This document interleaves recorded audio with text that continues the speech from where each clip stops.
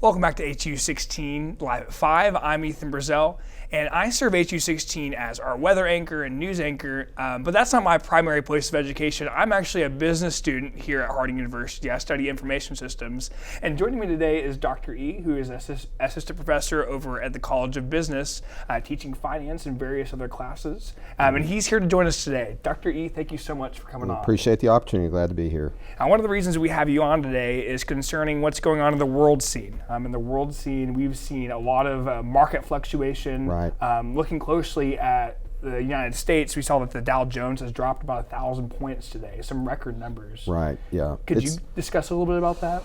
Sure. The first thing I want to say is that corrections or movements in the stock market are normal, ups and downs. We tend to talk less about the ups and talk more about the downs because the downs are a lot more personal and painful for people.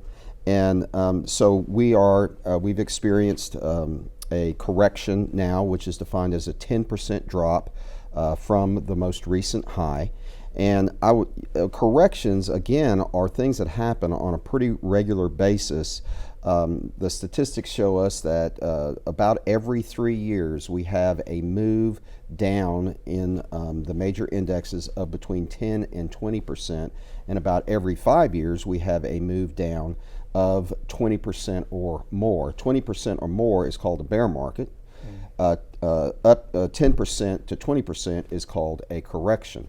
And so every 3 to 5 years we have either a correction or a bear market.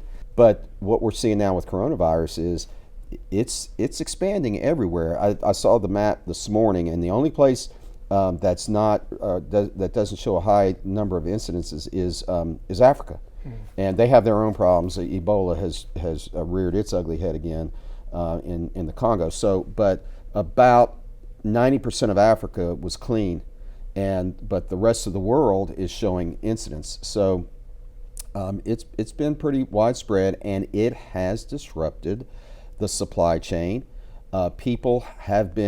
Businesses have closed for the time being.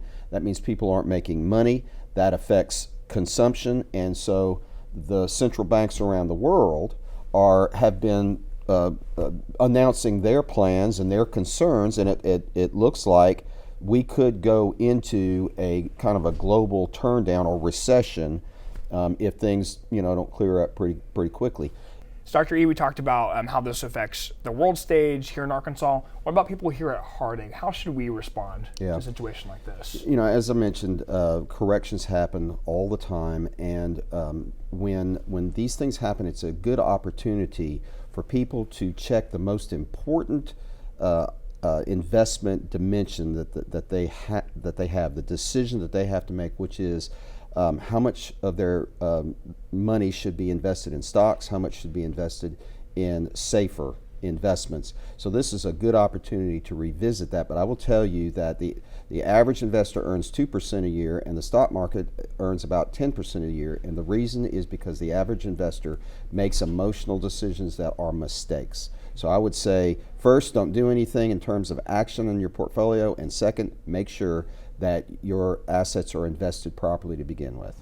That's excellent advice. Thank you, Dr. E. We're going to send it over to Jackson with sports.